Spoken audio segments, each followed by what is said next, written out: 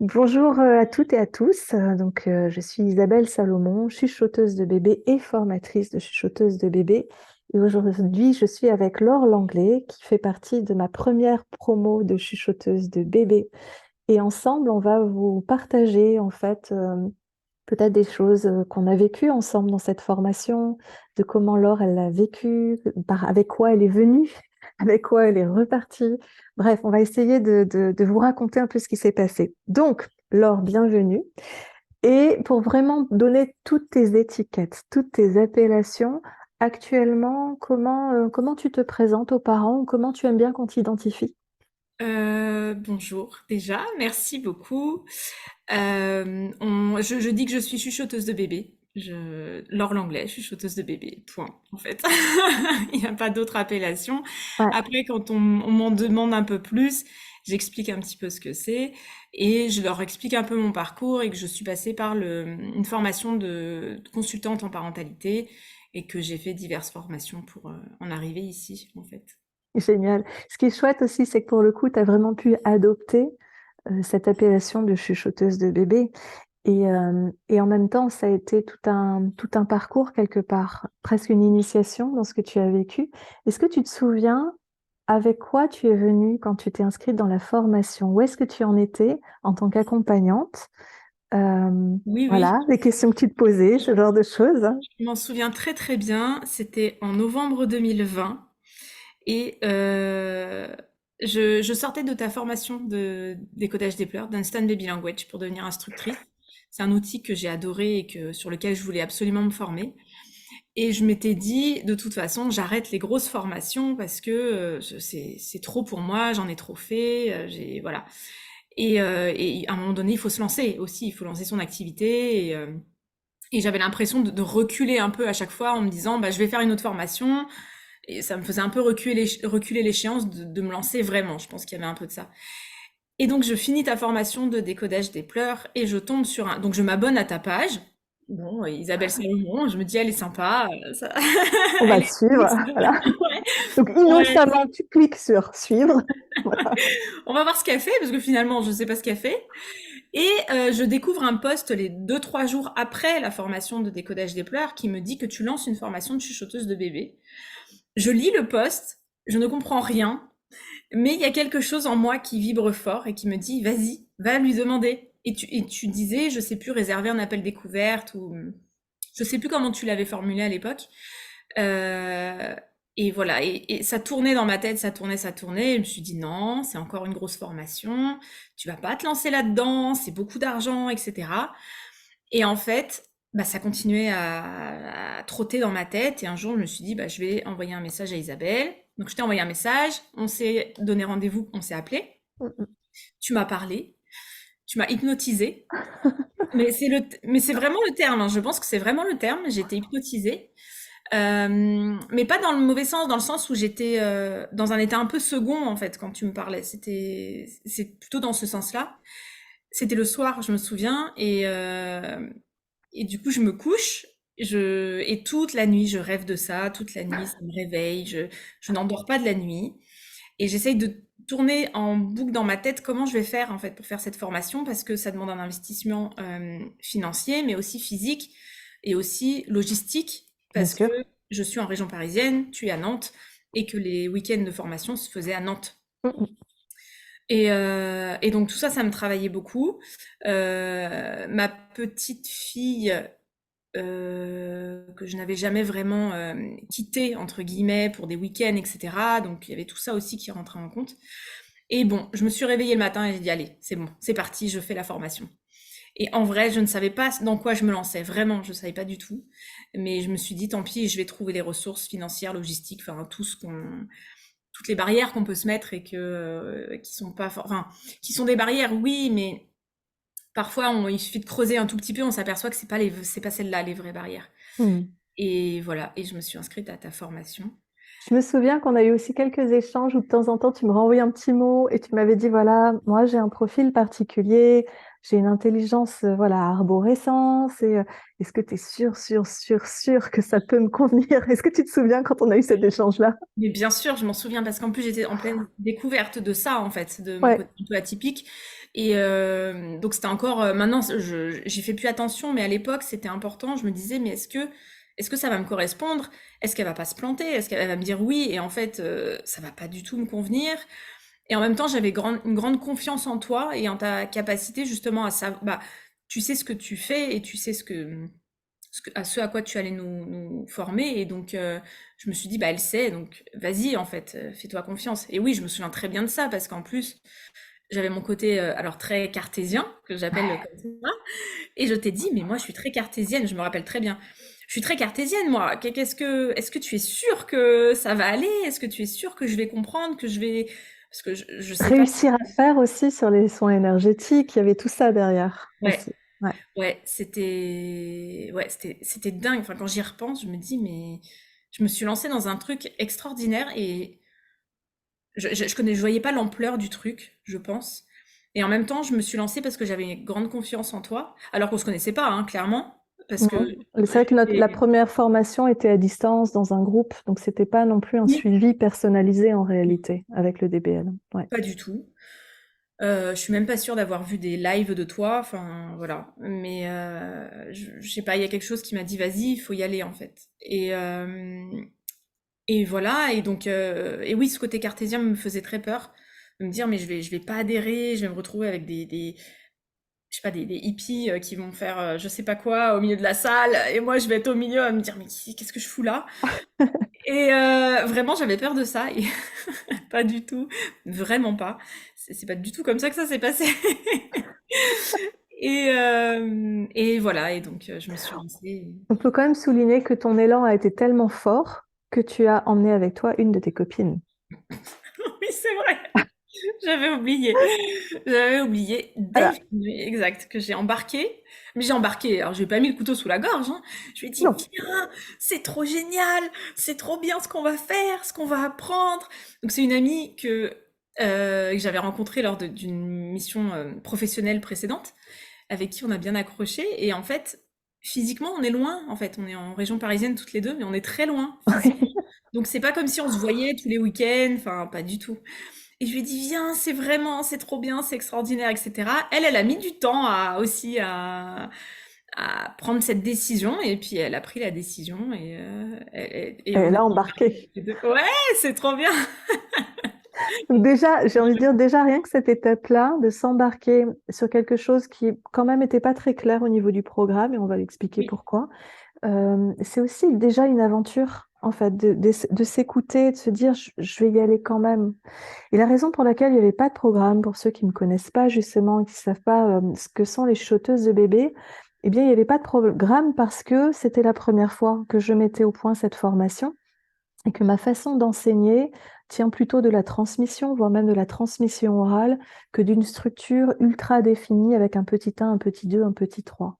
Donc c'est aussi une des raisons pour lesquelles on peut avoir du mal à parler de notre pratique, c'est que la façon dont on accompagne les bébés, les parents, les enfants ou toute personne de tout âge, c'est une façon d'être avec et il n'y a pas de programme prédéterminé. Pour autant, il y a des connaissances et il y a des informations et il y a des choses qui se passent, mais on n'est pas nécessairement là en disant je vais faire ça dans cet ordre-là. Et donc, je sentais l'énergie qui était derrière cette énergie de transmission, elle était très forte. Je sentais, euh, en gros, intuitivement tout ce que ça allait faire, mais je ne pouvais pas dire très précisément ce qu'on allait aborder dans le week-end 1, dans le week-end 2, dans le week-end 3.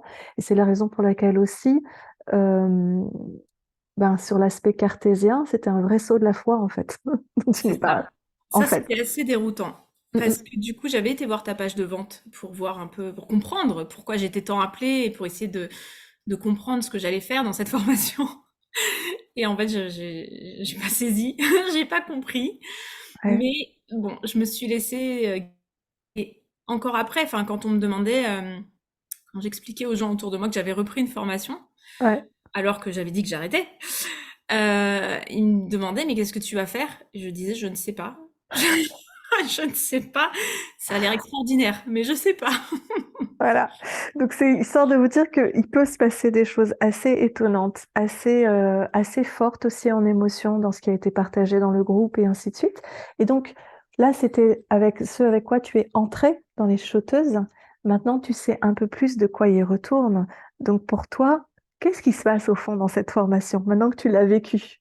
Pour toutes celles qui disent, parce que j'en ai des clients qui disent, oh, j'aimerais tellement être une petite souris et regarder comment ça se passe dans tes formations. Alors, qu'est-ce qu'on pourrait leur Ah! dire, tu vois? Alors, déjà, je pense que c'est au-delà d'une formation, je pense que c'est une transformation, vraiment, dans l'accueil de l'autre et dans la compréhension de l'autre. Et dans le fait aussi de se mettre en retrait, en fait. Et quand un bébé nous parle ou quand des parents nous parlent, en fait, le fait d'être en retrait, d'accueillir tout ça, ça pour moi, ça a été. Alors en plus de mon autre grosse formation d'accompagnante en parentalité, c'est mes deux grosses formations. Enfin, c'est vraiment les choses qui m'ont été transmises à ce moment-là et qui sont très très importantes dans ma pratique de chuchoteuse aujourd'hui, c'est de se mettre un peu en arrière et de d'accueillir, mais sans jugement et comprendre aussi ce qui peut se passer derrière un acte ou quelque chose qui peut paraître, qui peut mettre l'autre en colère ou qui peut le mettre en difficulté, en fait. De se rendre compte qu'il y a autre chose derrière et que, comme tu le dis tout au long de la formation, tu dis que souvent, derrière de la colère, de la peur, des choses comme ça, c'est souvent de l'amour qui se passe et derrière chaque situation, c'est souvent de l'amour qui ressort de tout ça. Et d'avoir découvert ça à travers les séances de chuchotis, enfin en tout cas la formation de chuchoteuse, je trouve que ça a été assez dingue de pouvoir remettre en question en fait les choses, pas dans le mauvais sens du terme, mais dans remettre en perspective, de pouvoir changer de regard plus facilement en fait sur la situation et de pouvoir facilement se mettre à la place de l'autre qui est en colère ou qui est triste ou qui a peur et voilà. Sachant que malgré tout, tu avais quand même un chouette bagage, en fait, parce que les formations que tu as faites, elles sont quand même vraiment intéressantes. Elles sont déjà tournées vers l'accompagnement de l'autre, avec aussi une infusion un peu de la philosophie de Montessori. Donc, il y a quand même cette idée de donner de l'autonomie. Il y a toujours une idée de respect aussi avec ce qui a été transmis. En quoi ça a été différent, du coup, d'être dans la conscience des chuchoteuses? Euh, Parce que quand même, on part avec des a priori entre guillemets, hein, ou en tout cas des, on se dit, enfin, comment expliquer ça? Le fait de devenir chuchoteuse et en tout cas d'être formée à tout ça, ça m'a permis de comprendre que il y avait des choses qui sont pas forcément vraies, en fait, qu'on pense au fond de nous. On se dit, bah ça c'est normal, il y a ça. Bah non, en fait, pas forcément. Donc cette remise en question continue de ce qui se passe, de ce que l'autre éprouve, de pourquoi il l'éprouve, ça c'est ça qui m'a vraiment chamboulée. Ouais, et on peut parler de chamboulement et même de cheminer avec le doute, parce que, Oui, et je pense que tout hein, dans la formation, et même moi en tant que formatrice, mais moi je suis habituée à cheminer avec du doute d'une façon générale, et c'est vrai que ça fait 12 ans quasi que je suis chuchoteuse, donc le doute je connais. Mais du coup pour toi, qui a fait plusieurs formations, est-ce que cheminer avec le doute faisait partie des formations que tu faisais avant? Et du coup, comment as-tu vécu cette remise en question quelque part perpétuelle avec une pensée arborescence? Attention, faut que tout le monde suive bien la phrase. Comment tu as vécu ça, en fait? c'était déstabilisant au début parce que ça demande un autre regard en fait. Et c'est ça qui est difficile dans ma position de me dire que bah non, peut-être que ce que je dis là, c'est peut-être pas vrai, ou peut-être que c'est pas vraiment comme ça que ça se passe, et que peut-être si je demandais directement à la personne concernée, ce serait beaucoup plus fluide. Et effectivement, moi ça m'a déstabilisée dans le sens où, par exemple, je sais pas, j'ai pas d'exemple concret là, mais ça peut être par exemple, je vais dire une bêtise, mais typiquement, à tous les bébés, quand ils ont les dents qui poussent, bah, ça fait mal aux dents, en fait. Oui. Bah maintenant, quand on me dit des choses comme ça, je vais me dire, bah non, en fait, peut-être pas, on ne sait pas. Demandons au bébé, peut-être qu'il n'a pas mal, peut-être Mm, que mm. c'est autre chose qui lui fait mal, en fait. Et c'est vraiment ouais, de changer de regard et de se dire que peut-être non, tout ce qu'on nous enseigne depuis le début, c'est peut-être pas vraiment ça. Alors oui, j'avais une base effectivement d'écoute et d'accueil de l'autre, et ça c'est très chouette parce que sinon je pense que ça aurait fait très très lourd à tout enfin à tout porter, à tout À emmagasiner. apprendre en même temps, en une Oui, c'est fois. ça. Ouais. C'est ça, ça aurait été difficile, je pense. Donc j'avais ça en moins, mais en tout cas, ça m'a quand même appris à peaufiner encore plus cet accueil et cette écoute de l'autre, quoi. Mm, mm. Et sur l'aspect cartésienne, est-ce que vivre ça, est-ce que ça a répondu à ton côté cartésien ou pas? Ou est-ce que ton côté cartésien a disparu? Qu'est-ce qui s'est passé avec ton côté cartésien? Non, il n'a pas disparu du tout. Euh, Non, il n'a pas disparu, et au contraire, j'ai envie de dire, bah maintenant, ça fait partie de mon côté cartésien en fait. C'est-à-dire que maintenant, bah, je demande directement au bébé en séance de chuchotis, et c'est quelque chose de normal. Et quand on me dit, bah je sais pas ce qu'il a, presque la réponse que j'ai envie de dire, c'est bah demande-lui. Mais enfin, je sais pas, c'est très bizarre. Mais donc maintenant, ça fait partie de mon côté cartésien. Pour moi, c'est normal en fait de demander les choses et de les entendre. Sachant que c'est ce que je t'avais dit sur l'aspect cartésien, c'est-à-dire que être vraiment cartésien, c'est ne pas prendre pour argent comptant ce qu'on te dit et vérifier quelque part par toi-même. Oui, Et c'est vrai que dans tout ce qui est accompagnement des enfants, d'une manière générale, il y a énormément de repères qui sont devenus des vérités. Par exemple, vers 2 ans, l'enfant va se comporter de telle façon. oui, Par exemple, à 8 mois, il y aurait forcément de l'angoisse ou l'entrée à la crèche ou le sevrage ou ceci ou cela, il y a ça et ça et ça. Comme si c'était des vérités absolues, alors que ce qu'on observe en tant que chuchoteuse, c'est qu'il n'y a pas d'absolu dans l'humanité. c'est ça. Il n'y a que de la nuance. Et du coup, maintenant que tu pratiques, parce qu'il y a eu le temps d'intégration, le temps d'apprentissage, de comment petit à petit tu te lances dans les accompagnements, et on sait que chacune des chanteuses a son propre rythme. Il y en a qui se sont lancées plus rapidement que d'autres, mais c'est pas une course en fait. Il y a vraiment une notion de d'intégrer avec qui tu es. Comment se passent tes séances maintenant? Alors comment tu veux dire, sur l'aspect pratique ou? Alors, pratique ou comment ça se passe pour toi de connecter avec les bébés? Est-ce que ça te permet justement d'avoir les réponses auxquelles ton arborescence aspirait ou pas, en fait? Oui. D'ailleurs, j'ai eu une séance ce matin et j'ai eu une réponse. J'avais pas la question, mais en fait, le bébé m'a apporté une réponse et je me suis dit, ah mais oui, en fait. Je peux en parler là ou pas? Oui, bien sûr, tu peux partager la leçon de ce matin parce que c'est ça, en fait, on est enseigné tout le temps par les bébés, donc Oui. voilà. Croustillant Oui. du jour, c'est à toi. Et d'ailleurs, au sein de enfin pendant la formation, j'étais très étonnée, pas étonnée, c'est pas le terme. Euh, Comment on dit, épatée par toutes les connaissances que tu as en fait. C'est ce qui m'a a pu me faire peur le premier week-end, en me Ouais. disant, waouh, à quel moment je vais arriver au niveau de connaissance d'Isabelle. Ça va être, enfin, combien d'années il va me falloir en fait. Et je me suis aperçue au fur et à mesure de la pratique que, en fait, ça s'intègre au fur et à mesure de nos séances, parce que justement, c'est pendant nos séances que les bébés viennent nous enseigner des choses, et que c'est comme ça qu'on arrive à enregistrer les informations et à comprendre certaines choses. Et donc ce matin, j'ai un bébé qui m'annonce du coup qu'il a eu une émotion de dégoût au moment dans le premier mois de grossesse. Et donc je lui ai demandé est-ce que c'était du dégoût au premier sens du terme, sens littéral, au sens Berk, ou au sens une émotion. Et il me dit non, en fait c'était au sens propre. Et je lui dis mais qu'est-ce que dans le ventre de ta maman, qu'est-ce qui t'a dégoûté? Et en fait j'ai compris que la maman avait eu une stimulation pour avoir ce bébé, et que c'était tous ces compléments et tout ça qui avait changé le goût du liquide, etc. Et qui était pas dingue, quoi. Mm, mm. Donc voilà, je l'ai remercié de m'avoir annoncé ça, parce que je lui ai dit, écoute, je ne pense pas que les labos pharmaceutiques le sachent. Alors, Je- on en avait parlé, c'est-à-dire c'est vrai que le liquide amniotique vient se modifier quand les mamans parfois ont des très grandes émotions, mais aussi Ah oui, évidemment avec la nourriture, avec certains bien médicaments. sûr. Et de fait, l'émotion d'égout pour un bébé in utero peut être quelque chose comme tu l'as vu ce matin, c'est-à-dire de littéral.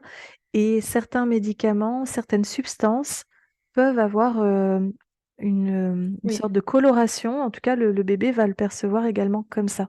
Et ça compte. C'est-à-dire quand on parle, par exemple, de l'apprentissage de la nourriture, de certains thèmes comme ça, ou même de goût, avoir du goût dans la vie, eh bien, souvent, on va avoir des bébés qui vont nous emmener sur des événements comme celui-là, Mmh. qui sont finalement précis, en fait, et Oui. vérifiables. Tout n'est pas vérifiable, mais là, pour le coup, tu pouvais le vérifier avec la maman s'il y avait eu des substances particulières ou autres. Mmh. Ouais. Voilà, du coup, c'est trop chouette. Maintenant, j'ai ça dans le coin de ma tête et je sais que, enfin, ça reste en tout cas. Il y a plein de choses comme ça que les bébés nous enseignent au fur et à mesure des séances où bah ils vont nous apprendre des choses et voilà. Et ça, c'est trop chouette. Et du coup, je crois pas avoir répondu à ta question qui C'est était. pas grave, on était tranquillement avec justement de comment ça se passait. Est-ce que ça te permettait de répondre justement à tes questions? On était sur là-dessus. Sur les questions de ton arborescence, est-ce que, En fait, hem, voilà, tu connectes avec les bébés, il se passe quoi du coup? ce qui est très chouette. Alors du coup, j'ai des facilités, je pense, pour trouver les questions. Parce que du coup, dans notre métier de chuchoteuse, ce qui est plutôt difficile, c'est de trouver les questions et, enfin, en tout cas, les questions pertinentes Mmh. pour avoir des réponses adaptées et en tout cas qui puissent avoir qu'on puisse faire un lien. Et ça, je pense que du coup, de par mon arborescence, je pense que ça a été plutôt simple à intégrer.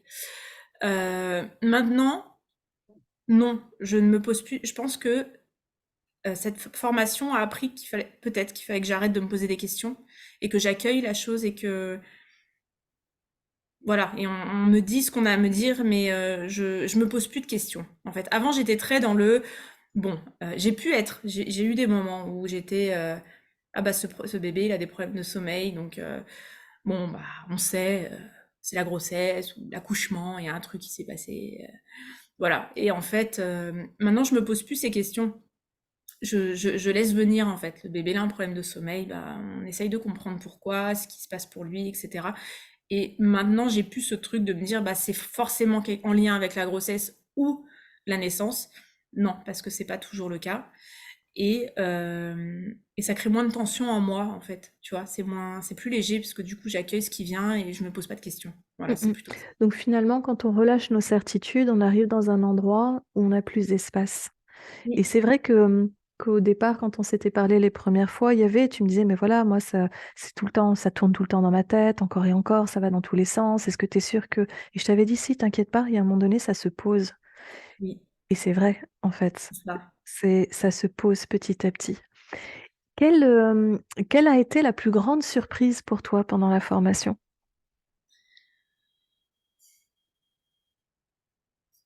La plus grande surprise, hem, la plus grande surprise, dès le premier week-end, de savoir que je pouvais pratiquer dès le premier week-end. En tout cas, enfin m'entraîner. Et ça a été une grosse surprise parce que on n'a pas arrêté avec Delphine, du coup, sur le chemin du retour. Dans le train, on était là à tester, à tester, à tester, on s'arrêtait pas. Et je me suis dit: «Mais c'est sans fin, en fait. On peut interroger comme ça sans fin, sans fin». Et je me suis dit: C'est dingue. Je me suis vraiment dit ça. Je me suis dit, c'est dingue en fait, ce qu'on vient de me transmettre, c'est un truc. Il n'y a pas de limite en fait. Voilà, ça a été ma grosse surprise. La deuxième grosse surprise, ça a été. euh, alors, il y a eu autre chose qui m'a beaucoup surprise, c'est de savoir que j'étais pas la seule qui avait été appelée et qui ne savait pas pourquoi elle était là. Ça, c'était très très drôle. Ça m'avait beaucoup rassurée la première fois qu'on s'est vu, parce que je me suis dit, bon, je suis pas complètement folle. Et la deuxième chose, c'est plus le travail sur le plan énergétique.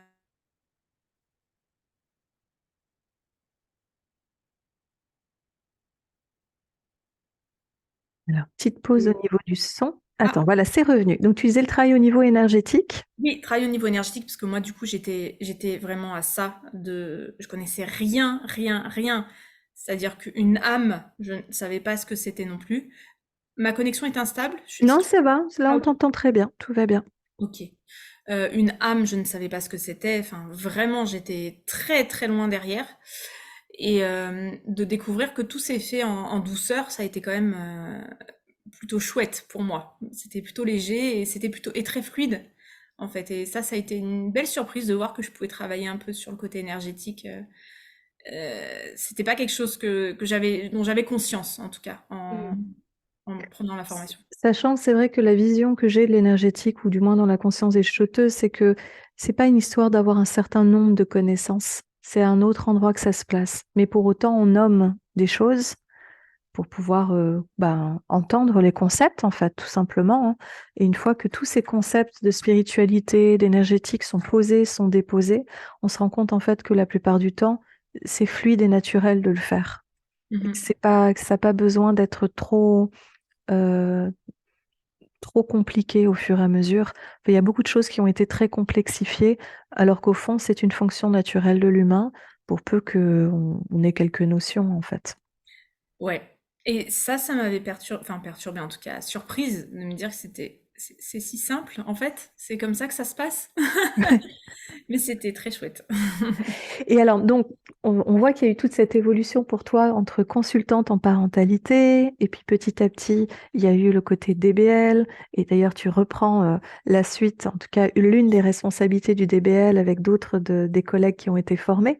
Et puis, il y a cette étiquette maintenant de chuchoteuse de bébé.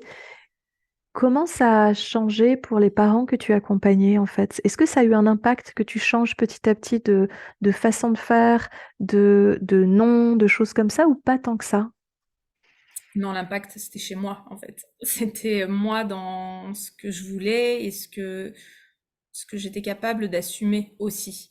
C'est-à-dire que le terme de chuchoteuse de bébé, ça a été un long cheminement parce qu'au début, j'avais du mal. J'étais beaucoup, même si j'adore ce nom, c'était difficile pour moi parce que justement, il y avait ce côté pas très clair en fait. C'est quoi une chuchoteuse de bébé? Et j'ai eu l'impression, j'avais l'impression, c'était pas vraiment le cas, je pense pas, mais j'avais l'impression d'avoir besoin de me justifier sur ce que je faisais quand je disais je suis chuchoteuse de bébé, je blablabla. Bla, bla, bla, bla. Mm, mm. Voilà. Et un jour, je sais pas, j'ai eu un déclic. C'était en début d'année 2022, donc il y a pas très très longtemps. Je sais pas ce qui s'est passé et je me suis dit, bah non, en fait, je suis chuchoteuse de bébé et point. Et je me sens, maintenant, j'ai pas besoin d'expliquer ce que je fais. En tout cas, on me le demande, je le fais, bien sûr.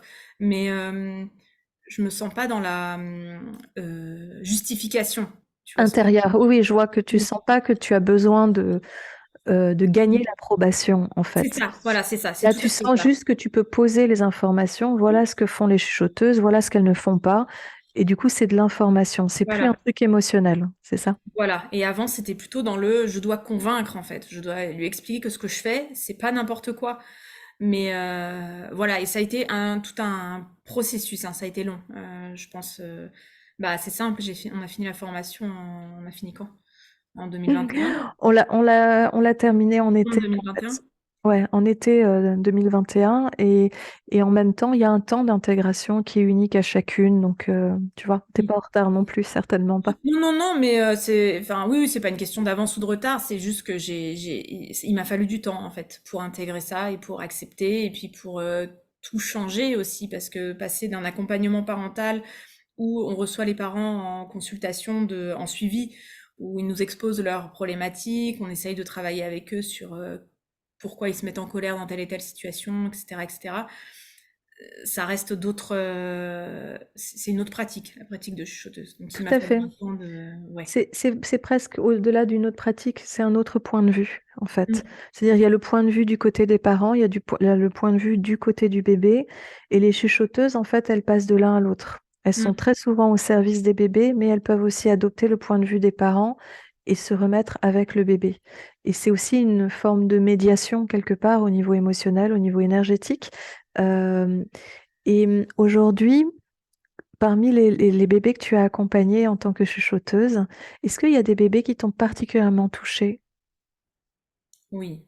Alors bébé, et on sait que récemment tu as eu cette expérience avec une personne plus âgée, Ouais, voilà, une maladie qui était compliquée. Voilà, dans ouais. les enseignements qui t'ont le plus touché là, ces 6 derniers mois, du coup, est-ce qu'il y en a quelques-uns que tu as envie de partager?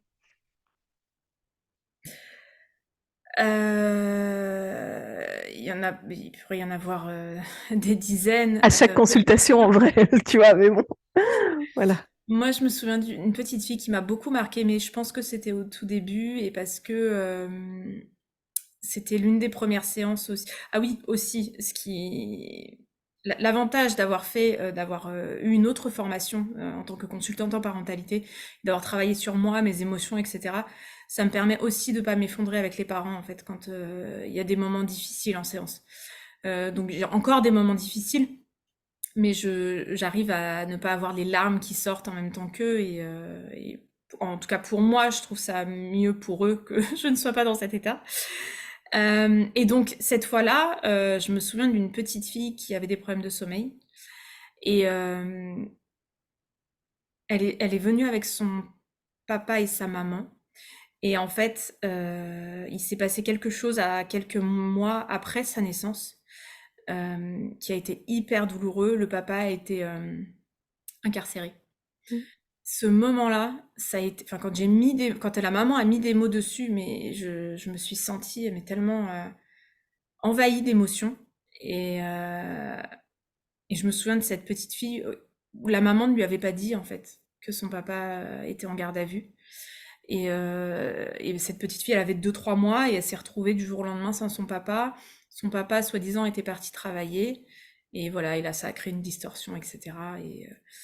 Et, mais ça, je me souviens que ça m'a marqué. Parce que c'est aussi l'intensité de la situation, en fait, qui fait que c'était difficile pour la maman, c'était difficile pour la petite, c'était difficile pour le papa aussi, Bien vivre évidemment. ça. Et ouais, ça a été très, très intense.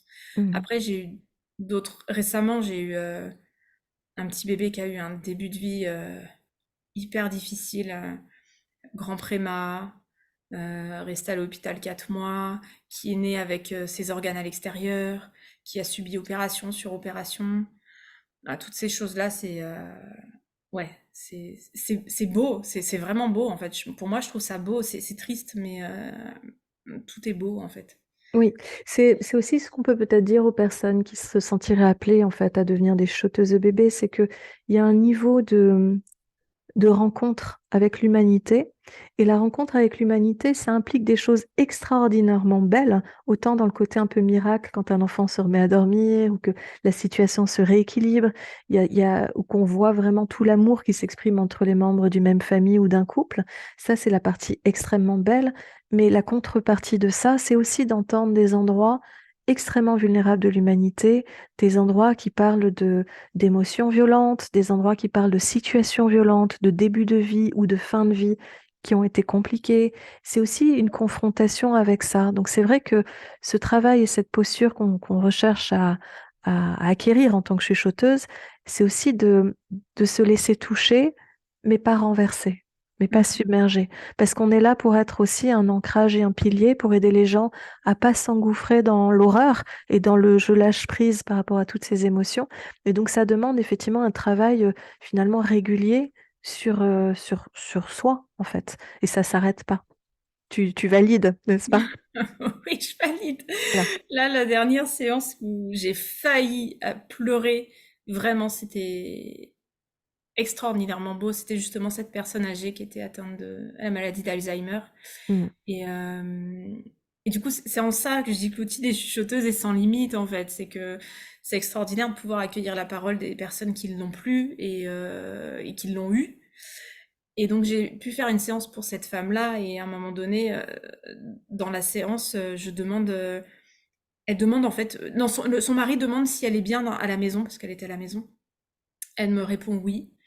Et quand je demande est-ce que tu préférerais être en EHPAD ou à la maison, elle dit non, je suis bien à la maison, mais pourquoi je suis à la maison en fait? C'était sa question. Et le mari dit bah parce que elle est mieux qu'en EHPAD. Et puis on était avec ses filles, et puis une de ses filles le regarde et lui dit non mais pourquoi papa? Pourquoi elle est à la maison? Et là il s'est mis à pleurer, il s'est effondré, un papy nounours qui s'est effondré en larmes en disant je peux pas la laisser. Et j'ai encore les larmes là qui me viennent parce que c'était tellement beau. Moi aussi, j'étais avec toi parce que je sens l'intensité aussi qu'il y a eu. En fait, il y a plein d'endroits de la vie du vivant où on pense faire les choses pour une raison et la raison sous-jacente, c'est pas celle-là. Et quand on est en contact avec l'âme, avec l'énergie de quelqu'un, les âmes ont un point de vue légèrement différent de la personnalité, qui fait que dans cette question de pourquoi je suis à la maison, ça demande à la fois des renseignements sur les paramètres qui font que cette personne est à la maison, mais aussi ce que ça a impliqué pour les autres personnes qui sont dans l'histoire. Et, et ça pose la question à quel endroit ou à partir de quel endroit cet homme a fait ce choix. On pourrait penser que le choix a été fait pour sa femme parce qu'on est mieux à la maison que dans un EHPAD, mais au fond, au niveau sous-jacent, et ce qui a besoin d'être dit, c'est la vulnérabilité de je ne peux pas supporter de la laisser. Je ne peux pas supporter que l'histoire puisse avoir un terme. Je ne suis pas prêt. Et c'est ça qui s'exprime en fait à travers ces mots, à travers ton émotion et c'est 100% de l'amour en fait. Ouais, c'était trop beau. C'était trop beau. J'avais pas C'est, d'autres mots, en fait. la vulnérabilité est de l'amour et ce qu'on observe en tant que chuchoteuse, c'est que c'est quand on touche ces endroits de vulnérabilité qui unissent les humains que beaucoup de guérisons se passent, sans réellement savoir si c'est tel ou tel mot qui a permis à tel bébé de s'endormir le lendemain ou à arrêter certains comportements compliqués. On n'en sait rien en fait. Mais peut-être que c'est juste avoir touché l'humanité. Mmh. Je sais pas ce que toi t'en penses de ça. Si, si, c'est ça. Il y a pas d'autre, il y a rien à ajouter, T'as c'est rien à ajouter là-dessus, ouais. Du coup, bah, on va quand même ajouter un petit truc pour terminer. Mais si tu avais un message à adresser aux futures personnes appelées, ou aux personnes qui se posent la question, en fait, il y a beaucoup de nuances dans les types d'accompagnement parentaux aujourd'hui. Chuchoteuse de bébé, c'est vraiment une vibration particulière. Qu'est-ce que tu aimerais leur dire? Bon, à part venez tous, voilà. Qu'est-ce que tu aimerais leur partager pour terminer? Hem, d'écouter leur cœur, mais enfin, je dis pas ça pour que ce soit un truc gnangnan, en fait. C'est plus que vraiment, je pense que c'est une formation qu'on fait avec le cœur et qui vient nous chambouler, voilà. Et que si vous venez pas avec le cœur, je suis pas sûre que ça fonctionne, en fait. Si on vient parce qu'on a envie d'acquérir un outil supplémentaire ou quoi, je suis pas sûre que ça fonctionne. En tout cas, pas dans l'énergie des chuchoteuses. Mhm. Et que si votre cœur vous appelle et vous dit, mais oui, j'ai envie de le faire, mais il y a bla bla bla bla, vous rajoutez ce que vous voulez à blablabla, bah peut-être que essayez de comprendre ce qu'il y a derrière et peut-être que c'est pas juste ça ce qui vous retient. Mm. Donc, voilà. Et dans ces cas-là, de prendre le temps d'en discuter avec moi dans les appels découvertes, ou même te Oui, contacter toi, ou poser la question à une autre oui, des chuchoteuses. Ça peut être ça aussi, mais c'est vrai que il s'agit pas de moi, Isabelle, en fait. Dans ce que je transmets, c'est vraiment une conscience qui est transmise à travers cette formation des chuchoteuses. Et c'est une conscience qui, quelque part, nous met à nu. Donc, en gros, faut être prêt à comprendre qu'il y a des endroits où on va se sentir probablement étonné de se comporter, des endroits qu'on avait justement pris pour des vérités. Ça ne veut pas dire que ça va être violent, mais c'est juste de comprendre que l'engagement dans l'authenticité et la vérité, ça engage tout l'être, ça engage tout le cœur, ça engage tout l'âme, et qu'on ne peut pas négocier avec ça, en fait. On peut juste apprendre que cela arrivera à condition d'être au rendez-vous. Donc, en tout cas, vraiment merci Laure de ces partages-là ensemble. C'est vraiment chouette, comme d'habitude, de parler avec toi.